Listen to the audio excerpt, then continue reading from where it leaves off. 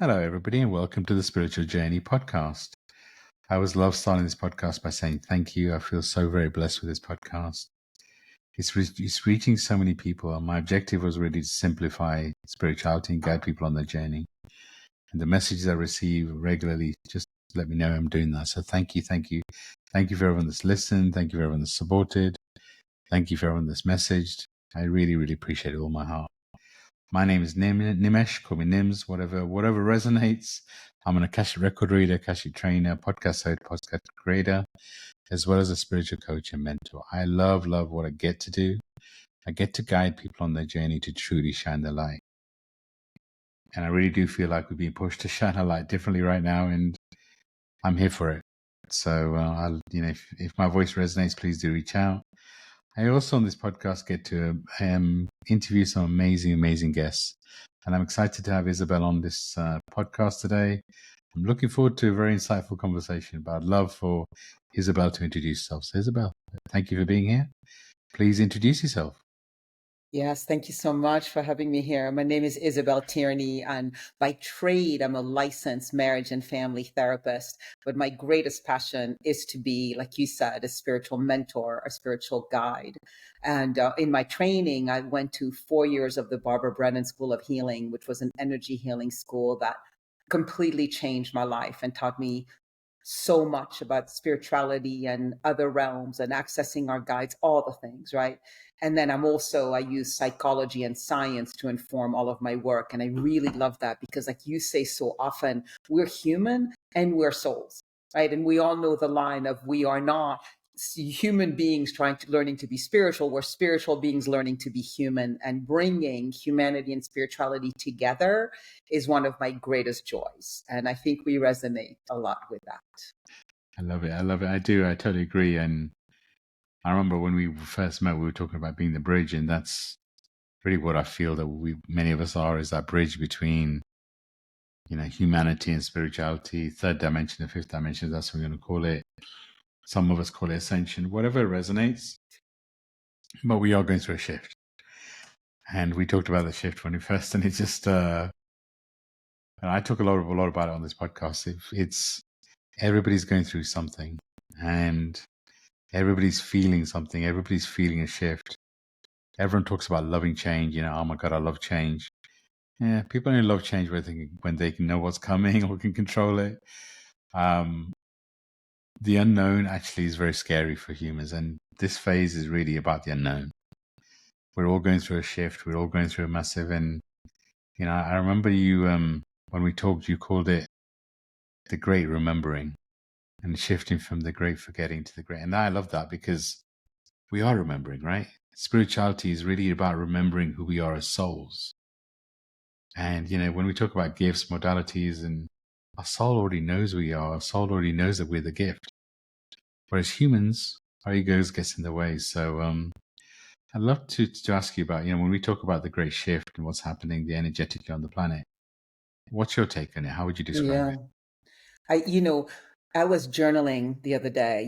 These days I have to spend 2 hours every morning I love the word contemplation. Contemplation to me includes meditation, journaling. I light my candle, I have my ritual. And it's like a non-negotiable in my life these days. I think that's part of the great shift, that if we don't really devote ourselves to time for silence and explore and contemplation, I think we suffer pretty quickly. I do the same thing at night these days. I'm like, whoa, that's a lot of time, but it's necessary. So I was journaling, and I just had this big event happen in my personal life where most of my retirement money just gone on the same week in which my right-hand person left my work. And 2 weeks before, I had said, God, I am fully surrendering to you. Like I had very clear, Wow. I've done many levels of that, but we don't just surrender once. Sure. This was just a deeper level of it. It was a claiming. And 2 weeks later, all my retirement money gone and my right-hand person. And, thank God, because I so trust my surrender and I so trusted the connection. I have very rarely gone into panic and terror. That's like at 11 o'clock at night, when I'm tired and under-resourced. Um, and really, the path of the last couple of months has been that I think that my job is to learn to co-create with God in a more surrendered way than I ever have before. I'm really smart. So I've been able to create a lot from my intelligence, which you well know with the messages you left me, like get out of the way, Isabel.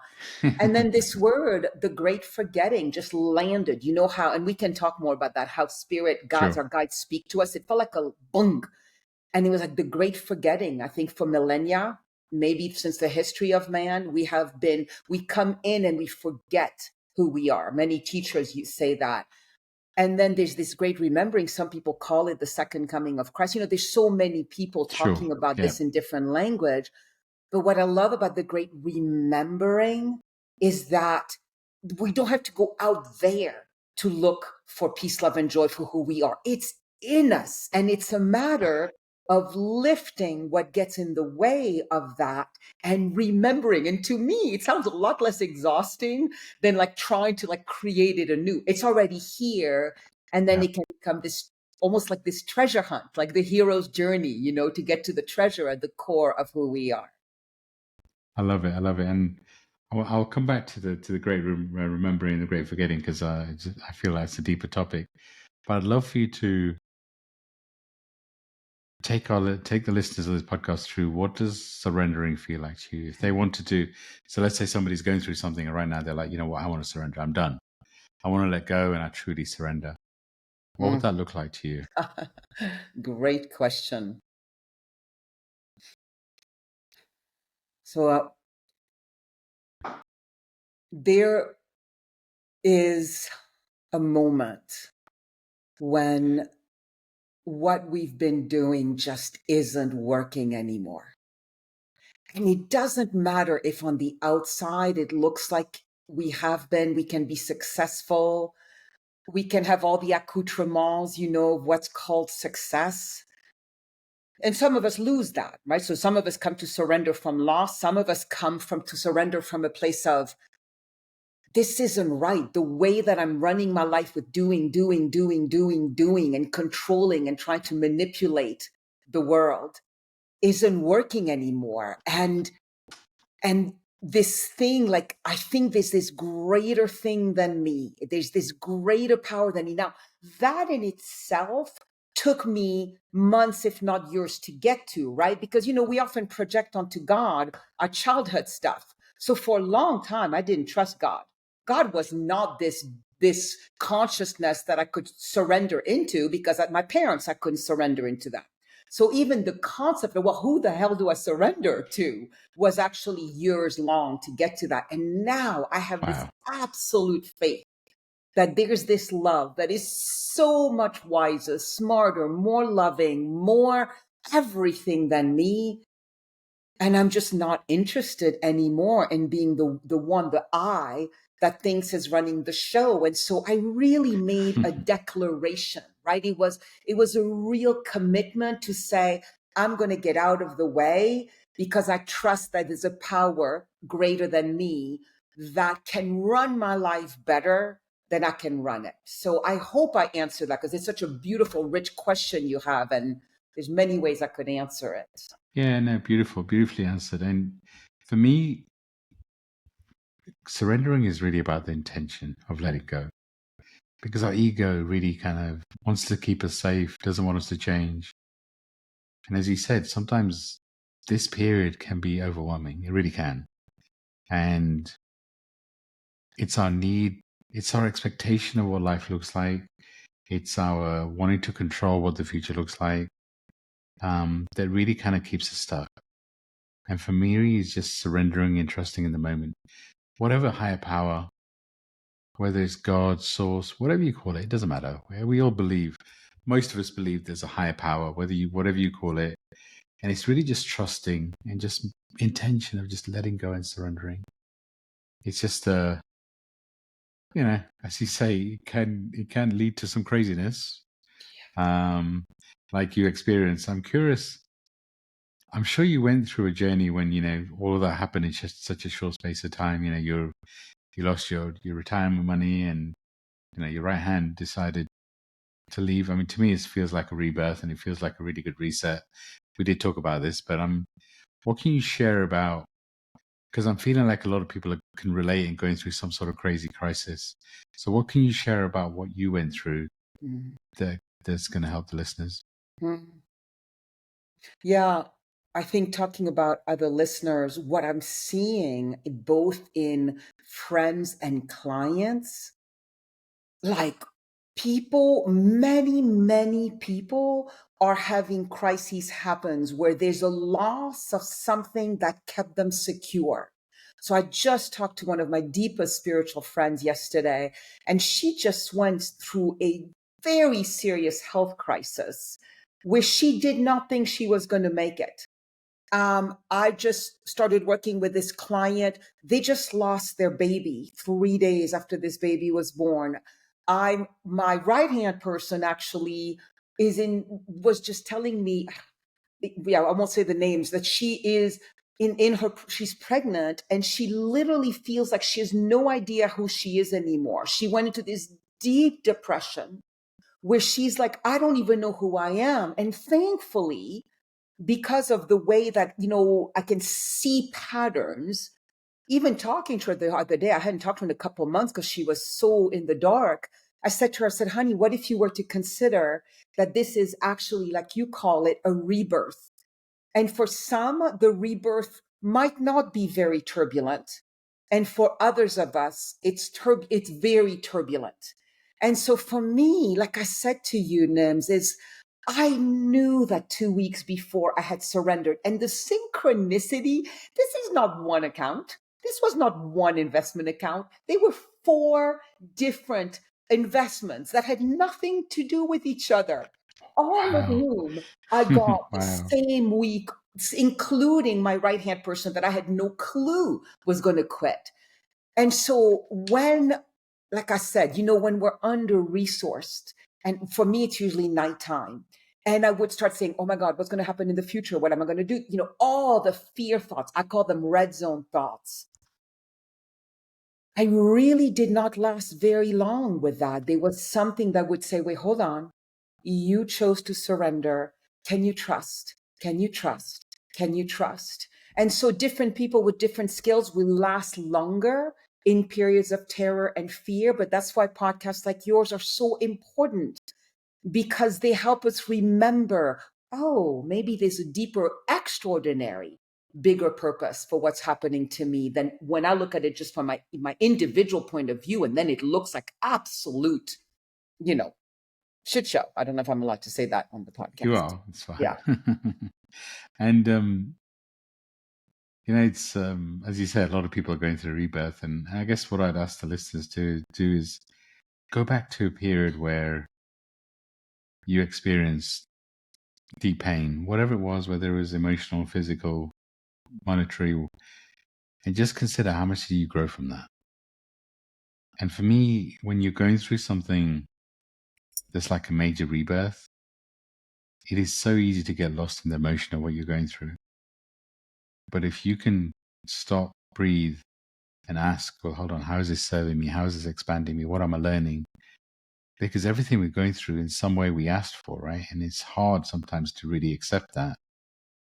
But for me, there's power in that, right? I always trying to understand everything I'm going through. It's serving me some kind of way. I asked for it, right? And for me, there's power. I want to go back to the great remembering and just Mm. the way I look at there's so many facets to it, right? The great remembering, I feel like, is what we're going through as a planet right now. We're remembering the true essence of who we are. We're shifting from masculine, which is all about control, all about ego, all about, kind of power, Doing. to feminine, which is all about soul. It's all about heart. So it's almost like we're remembering who we are as an essence.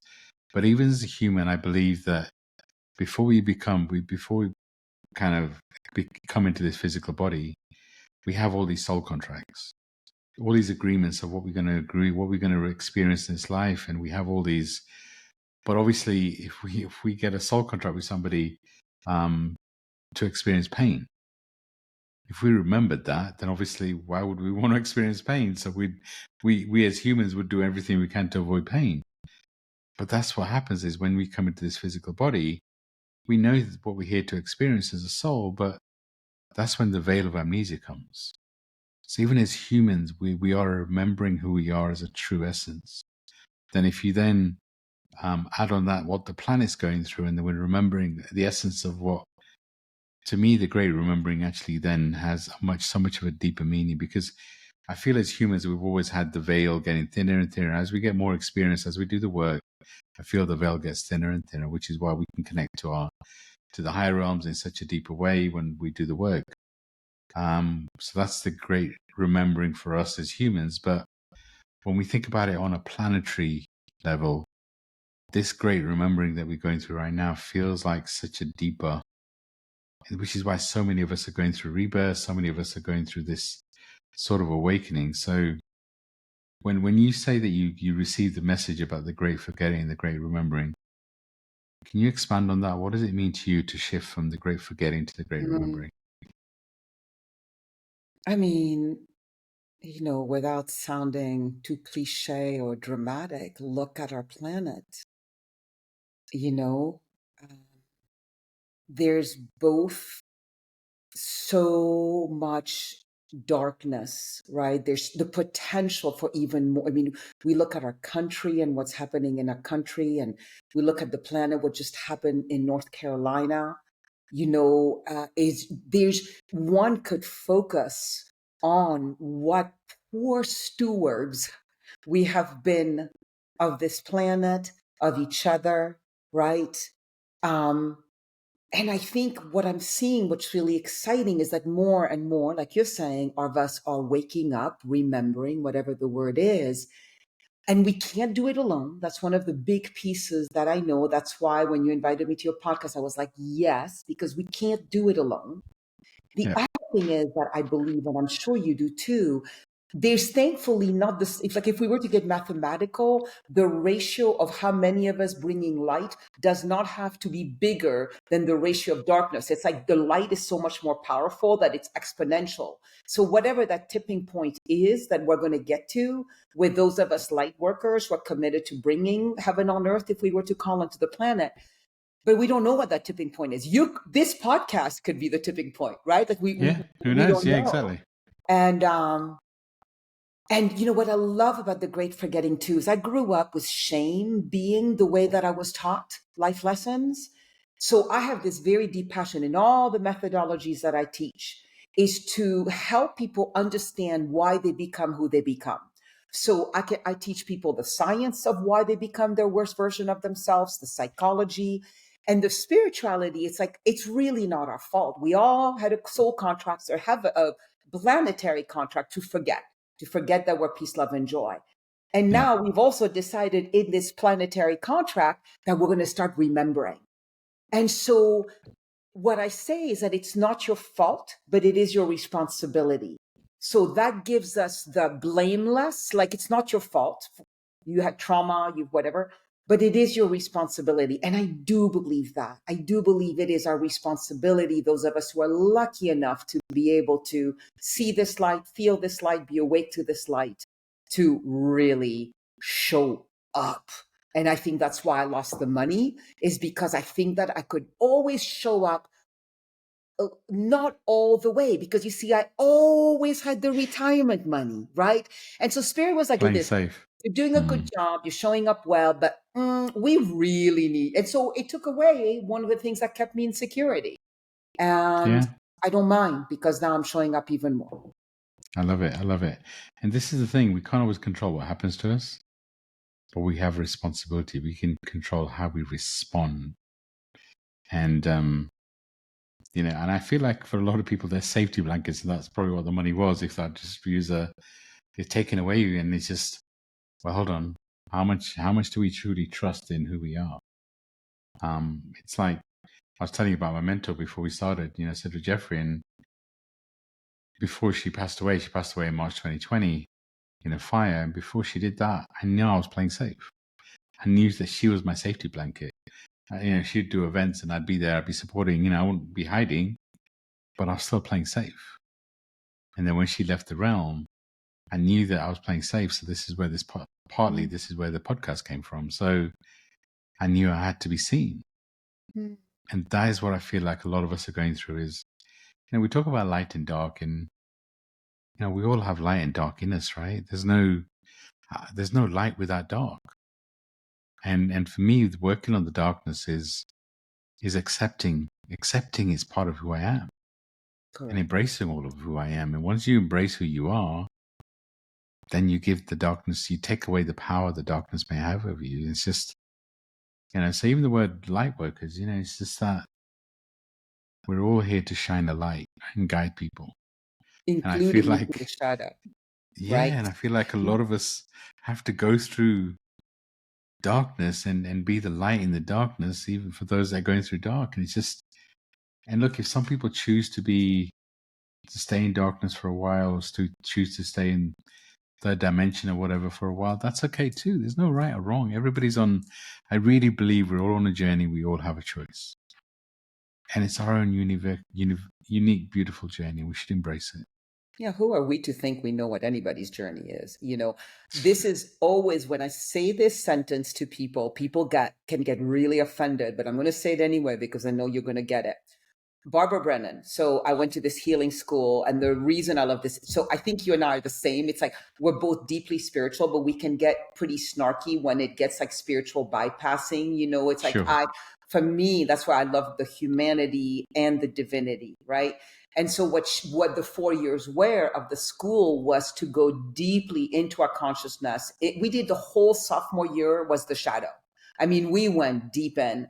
And what she said is, we haven't fully done our work till we've owned the Hitler inside of us.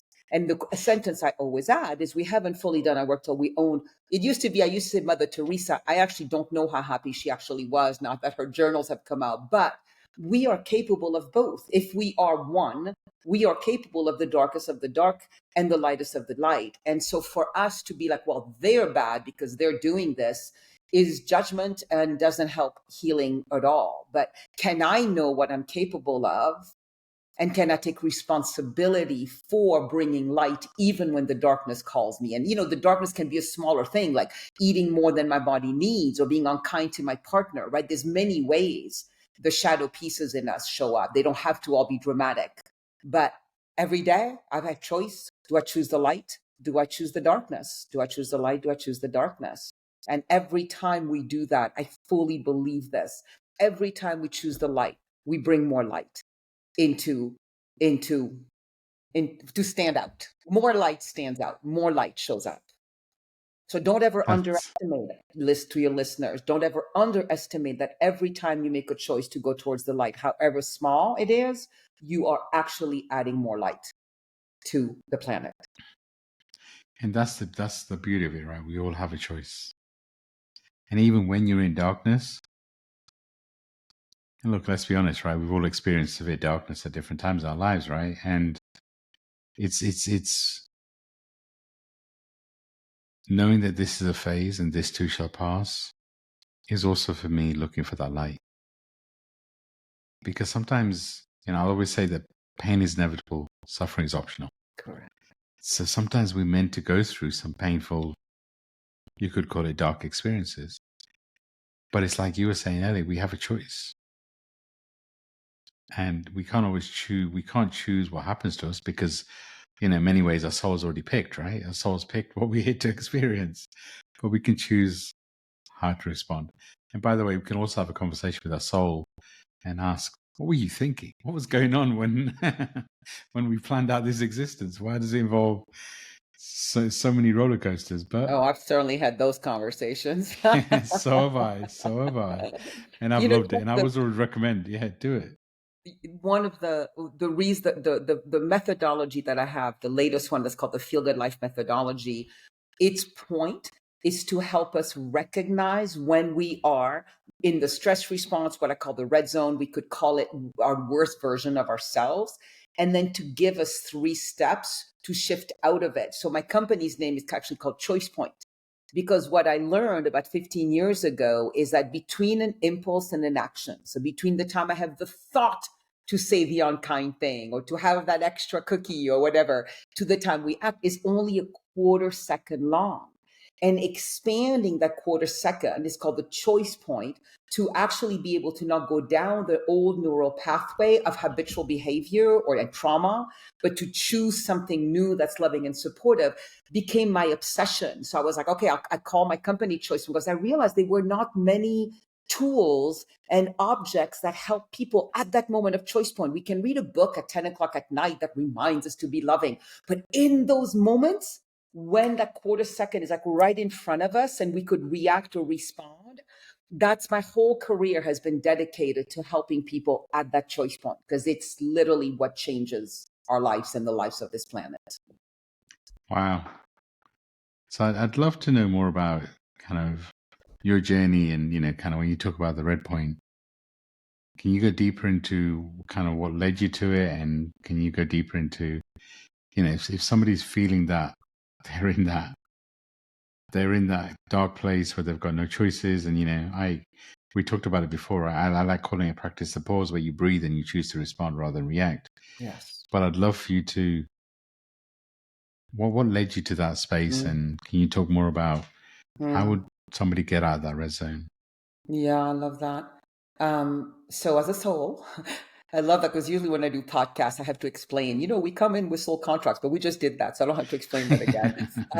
So as a soul, I came in, and what I believe is I chose to experience many of the woundings of souls, of human beings. And so I was born and I immediately experienced, I almost died twice. Once I actually died. I actually believe I really didn't want to be here. I was like, when you said to your soul, hey, what you doing? I don't know if I like this. I think I did that as an infant. I'm like, can I please go back home? So in the first 2 years of my life, I almost died, and actually died for a few seconds, the second at 20 months.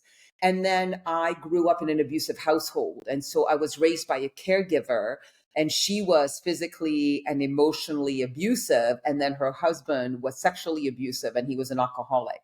So up until age 12, I just, was this enthusiastic, warm, tender kid. I'm a funny human being that just loves to love. And I just, right, became smaller and smaller and smaller and smaller, and hid and hid and hid and hid until I was just a scared little bunny. And we moved to the States. So the caregiver finally got fired, the caregivers, and we moved to the States at 14. And I went to an all-girl boarding school. I came from Switzerland. And I immediately went to the best coping mechanism I could. I developed an eating disorder. And the eating disorder, I first began with anorexia, and then thankfully, because anorexia kills 1 out of 10 people, shifted to bulimia, which lasted 20 years. And so, I built a life. I have 2 master's degrees. I was very successful on the outside, got married, 3 children, all the things. And meanwhile, I had this darkness. I mean, it was darkness, like any good addiction is darkness, that nobody knew about except for my husband. And, there's something for me about being congruent between who I am on the outside and the inside. It felt so horrible, because on the outside, I looked so great. And meanwhile, I was in the bathroom 5 times, a day.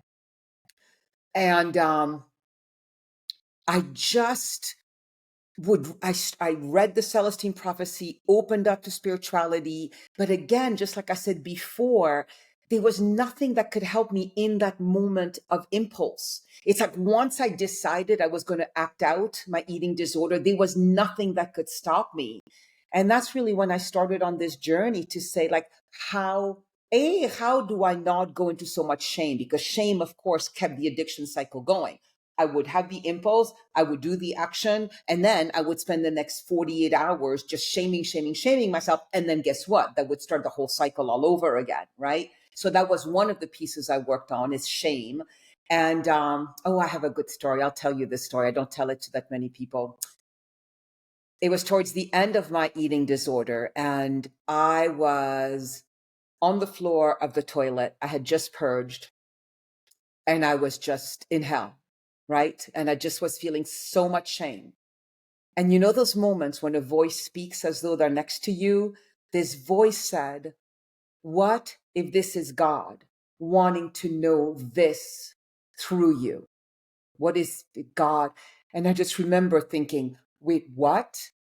And something shifted in me. Like, like, some people talk about God wanting to experience itself, herself, himself through us as human beings. And rather than seeing it as this thing of shame, like I'm a horrible person, I'm anti God, right? I'm not being spiritual. This new story was. And so then it was like, well, if God wants to know itself through this, can I be fully present? Can I bring loving awareness and curiosity? And guess what? Along the handful of really big pivotal moments in healing my eating disorder, this was one of the top three ones. And so that was one thing, the shame. And then finding a way by creating this methodology to help people know how to recognize when they're in that place of about to act out, and then giving them these 3 steps to shift out and choose something else. And it is just astounding how people change because of it. It's just astounding. So can you share just a little bit about the 3 steps that go from red to green? Yes. I know I've heard a little bit. Love for you to share what that looks like. Yeah. So my methodology relies on a formula of transformation that says awareness plus action equals transformation.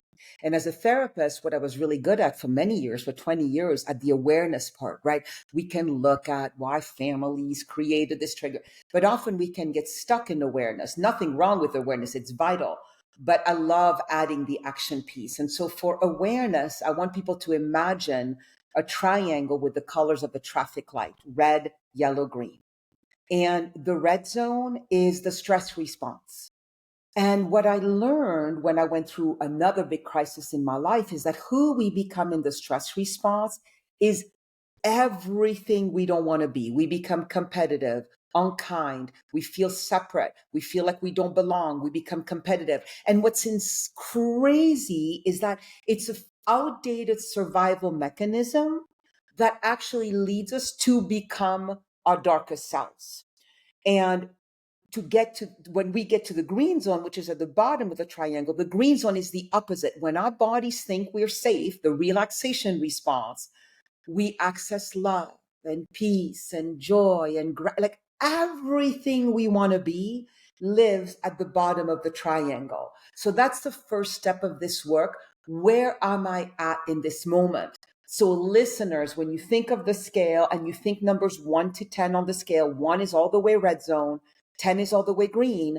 Just even take a moment right now, like where am I at in this moment on the scale of I'm intensely stressed, constricted, miserable, closed off, or all the way to 10 is I'm open and I'm spacious and I feel love and I feel this joy. And it doesn't mean we don't feel turbulent emotions, but it means we're staying open.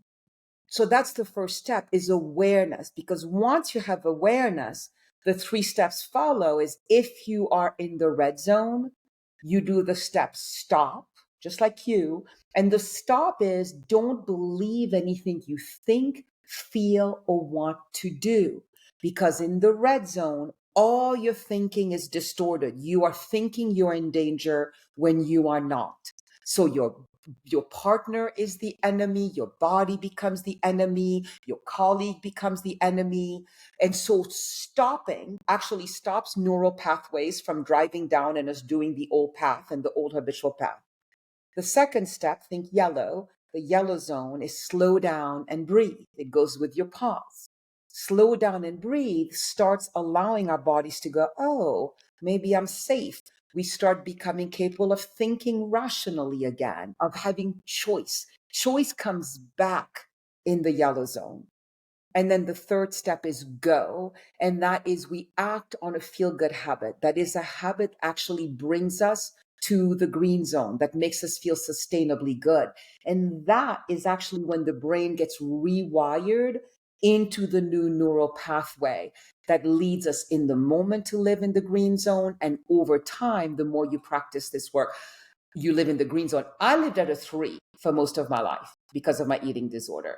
And now I'm at between an 8 and a 10, 90% of the time. And it's why when I lost all the money, I almost rarely dropped into the red zone, because these days, because my Of homeostatic course. level is in the green zone, even if I go into the red zone, it doesn't last very long because I'm wired now for the green zone. But for your listeners, if you find yourself in the red zone a lot, that's okay. Just understand you're wired for that because of trauma, life circumstances, and just do your work to rewire yourself to become a green zone human being. I love it. I love it. And as you say, realizing you're in the red zone is part of your awareness, right? And I couldn't agree more. It's like when I talk about healing, without awareness, we can't do anything. I mean, it's but the danger is awareness on its own, and I've been there. If we don't take action, awareness on its own kind of becomes frustrating because part of my language, we become aware that, we're this smart person and we know what we're doing. But if we just stay in that space and we continue to do part of my language, we continue to do dumb shit, then that becomes really frustrating. So for me, the way I describe it, and I resonate with what you say so much, but I call it awareness then acceptance. Because for me, when we become aware, the next stage is always we start to judge ourselves. Oh my God, why couldn't I learn this 5 years ago, 10 years ago, 20 years ago? Or why am I still doing stupid shit even though I know it's stupid? No, you have to become aware, then you have to accept this version of you because unless you've got a time machine. I know I haven't. So you have to accept this version of you. And then from acceptance, you can start to take loving actions and you can it's always awareness, acceptance, and then take some action, really truly start to fall in love with yourself. Again, without awareness, I couldn't agree more. There's nothing you can do. And it's just, the other thing I'd say is bear in mind there could be lots of people around you that may be in the red zone. Yes. And treat them with love because so many people are going through so much. And, maybe you can be that light that helps and guides. So Yes, again, because emotions are what would be, contagious. So it's easy. If yeah, somebody's in the red zone around us, it's easy to go into the red zone ourselves. So that is probably out of the thousands of questions I've had over the years, it's the number one question. What do I do when my partner, my child, my colleague is in the red zone?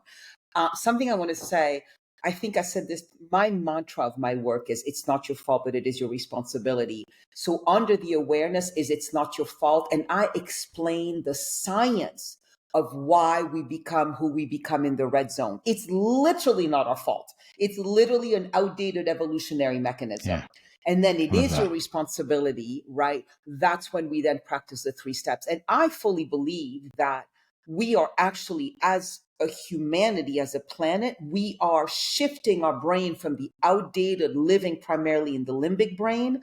We are shifting to living primarily into a new brain. I don't think it's just the frontal cortex. I don't think it's just the rational brain. I think it's a brain we haven't even explored, a part of our brain we haven't explored.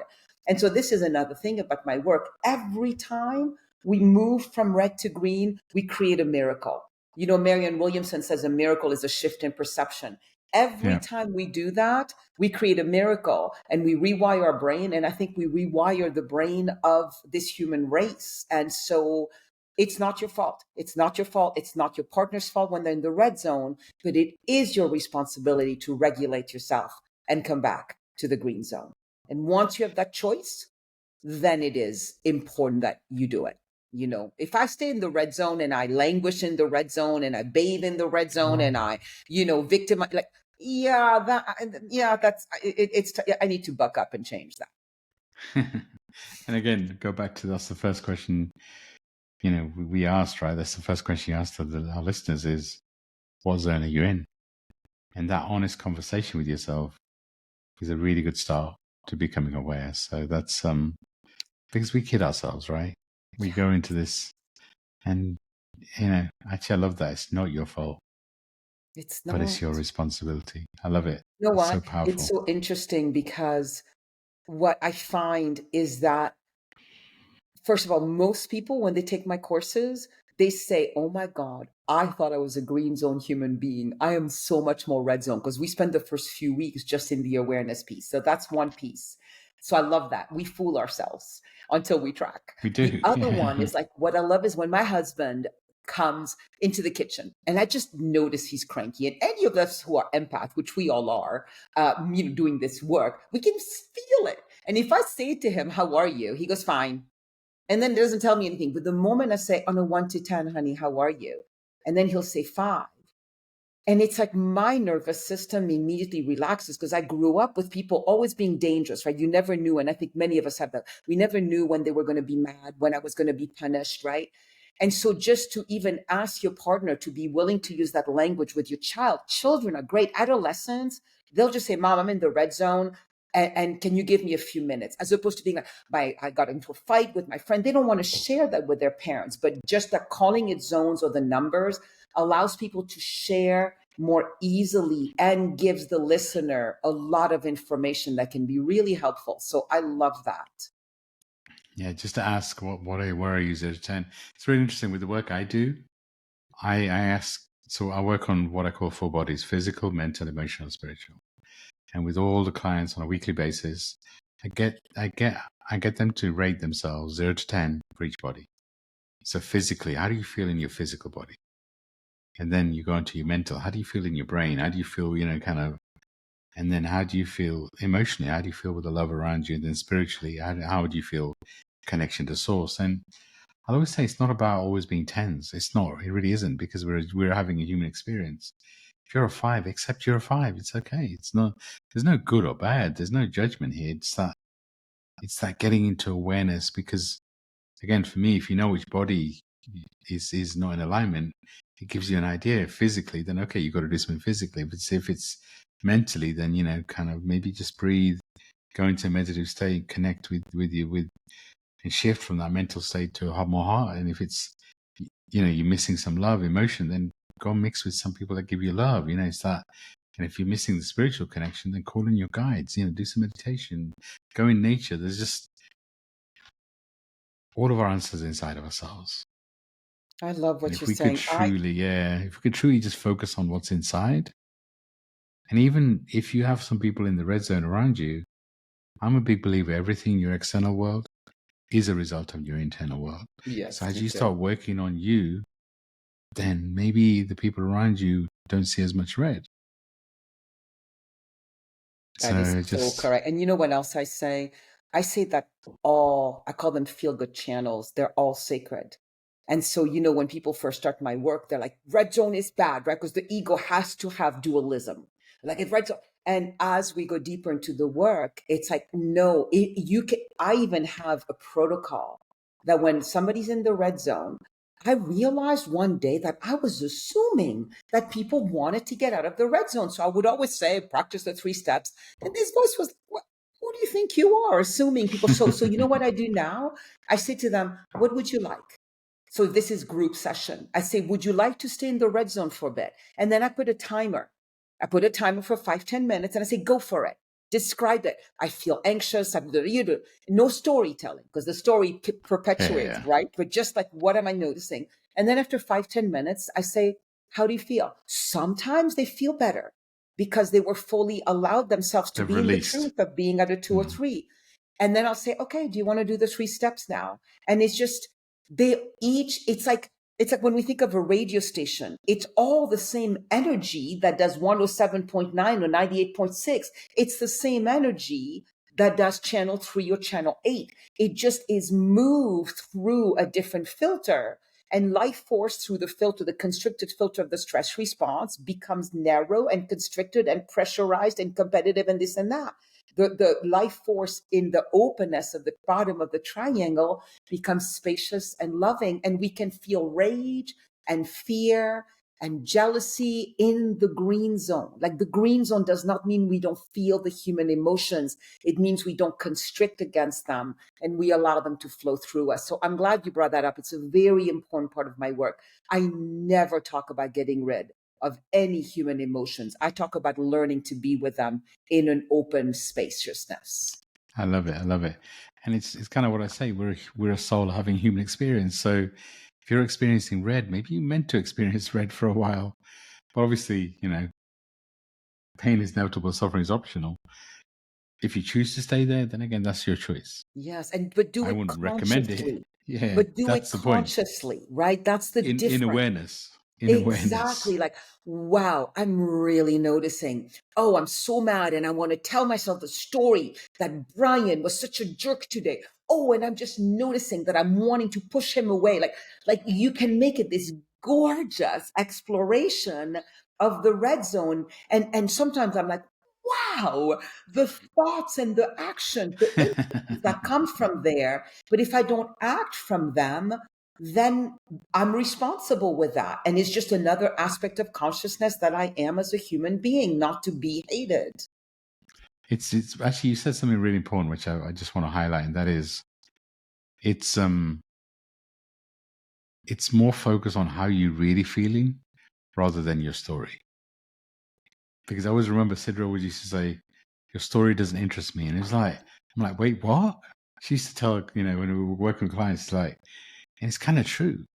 We get stuck in our story. Oh my God, this person did that. This was, can you believe it? No, it's just, how are you really feeling about it? How Yeah, are you what are you processing it? noticing? Yeah. Right. I drive my community crazy, and they all have been trained by me. So, okay, Isabel, I'm not going to tell a story. Oh, I'm just going to tell a short story. Like they know that when I say, let's check in. How are you today? And I'm very precise on a 1 to 10. And what are the signals? I do the same as you. I have body signals, emotional signals, mental signals, and relational signals. But they want to go into the story. I'm a 7 because. And it's like, no, we don't need to know the because. Like, You I don't. know you even better because you've just told me what's living in you than because you told me your partner drove you crazy this morning. Like, I don't need to know that. So It's I agree justifying it, with right? your It's with your justifying mentor. it. It's justifying it. And actually, talking about Sidra, I remember telling you before we started recording that one of her nicknames was Bella. Actually, one of her nicknames is also Isabella. She used to have different avatars. So the avatar she used to use to sketch with, she always called Isabella Picasella. So it's like, her play on Picasso. So it was just and Bella was like one of her main nicknames. So yeah, it was just I can resonate with your name. Just kind of reminded me as we talked about Sidra. I love that. So how so if somebody wanted to reach out and work with you, what would that look like? How could they do Mm. that? Yeah, go to www.thefeelgoodlife.com. And then if you go to thefeelgoodlife.com/habits, I have a really beautiful ebook that helps you build a feel good habit toolkit. So it recaps the methodology, helps you point out what I call false good habits. So I know you'll understand the tricky. So false good comes from false gods. And false good habits are those habits we do to immediately feel better, but eventually, pretty quickly make us feel worse, like overeating or yelling. And so I call them false good. And then feel good is really feel God, right? That's really the point, false gods and feel God. And so we identify what your false good habits are that you're trying to make yourself feel good. And then you build a toolkit of feel good habits that way in the moment when you need to remember, oh, I'm in the red zone, stop, slow down, go. You have feel good habits, whether they're internal like meditation or external like taking a walk, that you can build. So that's the feelgoodlife.com/habits. And you can go to my Facebook, Isabelle Tierney. I'm Isabelle Tierney on Facebook. And yeah, there's one more thing. Okay, I'll say one more thing, which I really love actually. Go to lifeauditquiz.com, and I have this beautiful quiz you can take that looks at your life, your health, relationships, career, and spirituality, and lets you know what zone you're living in, and then gives you information about how to work from whatever zone you're doing to get yourself to the green zone. So lifeauditquiz.com, and I'm sure you'll have it I as love well it. on I your love it. your content. Yeah, I'll include it in the show notes. So whatever links you send me, they'll be in the show Yeah. notes. So if you're listening and you want to do that audit, then yeah, it feels like a beautiful idea. So do And let it. me say one more And thing. This works incredibly with businesses too, which really surprised me in 2020 when COVID started. Spirit told me to bring it to businesses. And I know you've been in corporate for 30 years. I've never done yeah, corporate. And I literally was like, God, I do not understand. I've never done corporate. And what I was told is it has the biggest leverage.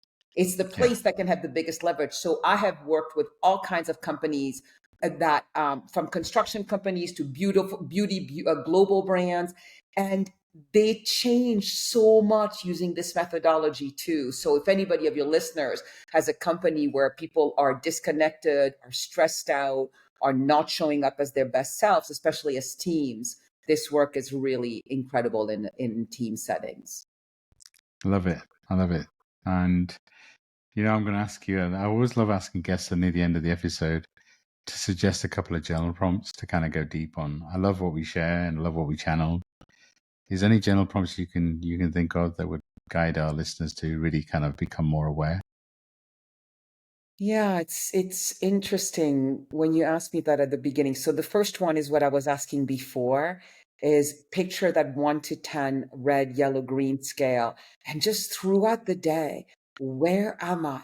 Where am I? And you and I were talking about awareness by itself is not enough. I didn't have the 3 steps for a number of years, actually. So what I have found is often just the awareness can be really helpful and can shift us, or at least to know, whoa, I'm in the red zone. I better not take any action right now, right? Like the first step automatically comes. So really check yourself and notice physically, emotionally, mentally. So do that. And then the other question that keeps coming to me is, what is in the way of your living in the green zone? What is in the I way of love that. your living a life more deeply connected to peace, love, and joy? Because we all have this addiction that's part of this forgetting to live more in red or yellow zone. And it's like it seems obvious. We're like, well, of course I want to feel good. Of course I want Sure. to feel good. But actually, what I've discovered after 25 years of practice is we're all way more comfortable living in red or yellow than we are living in green. So do Because not assume you want that, listener, and really ask, like, what is blocking me from becoming a green zone human being? I love that. I love that. Sometimes it's our program behavior, right? We're used to being in the red and the green and the yellow. So if that's where we're comfortable, that's where we've kind of grown up, that's our programming, then sometimes we resist being the green because also when you're in the green, you need to take more responsibility. So sometimes, but recognizing where you're at is a super powerful step. Well, and you know what I So, think is what we started with. The green zone requires surrender. The yes, green zone requires us to be open to life, right? Like it's the bottom of the triangle. It's the widest part. So it requires us, Michael Singer calls it unconditional happiness. It requires us to be grown-ups enough to experience pain, to experience grief, but to stay open. And we're wired for the opposite. We're wired to close up to pain. And so it's 100%. actually it requires quite a bit of skill to become a green zone human being, even though it obviously feels so much better most of the time. It's not easy. So I want to Yeah, just make sure because people give yeah, themselves because you're grace going about against your that. programming, right? It's like you're on a hamster wheel. You're used to going a certain way. All of a sudden, we're asking you to do something different. But I really do feel like we're being pushed to truly understand who we are and release our baggage. And we do it with ease and grace, or we do it with pain. It seems to be happening, right? So, but Isabel, thank you for agreeing to be on this podcast. I'm sure we can talk for hours. I love the journey that we're on. I love what you're doing on the planet. I feel very blessed to be having this conversation. And so I'm sending so much love and light out to our listeners. Thank you for being here. If my voice resonates, please reach out. Maybe you want to book an Akasha reading or book a free discovery call. But also, Isabel, I'd like to hand over to you to close us out. Whatever's in your heart, please share with the listeners as we close out. So let's close our eyes for a moment. Hopefully you're not driving. And if you are, keep your eyes open. Yeah, right. So let's just go really simple. Let's take a couple deep breaths in and out,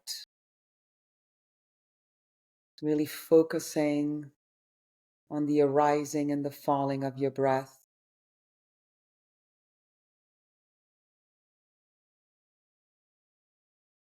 And remembering that at the very core of who you are is truly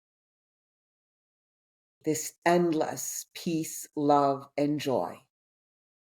This treasure that many of us have waited a lifetime to access and have been searching for a lifetime. And we are so lucky to be at this time in our planetary evolution where all the obstacles, the veils, to having us access this peace, love, and joy are lifting. And the more you go inward, the more you take that time to breathe, to have silent time, to be with yourself, the more you will start sustainably feeling that peace, love, and joy. And it is an extraordinary, extraordinary experience. And may you experience this peace, love, and joy sustainably and regularly. So let's take a deep breath in and out again.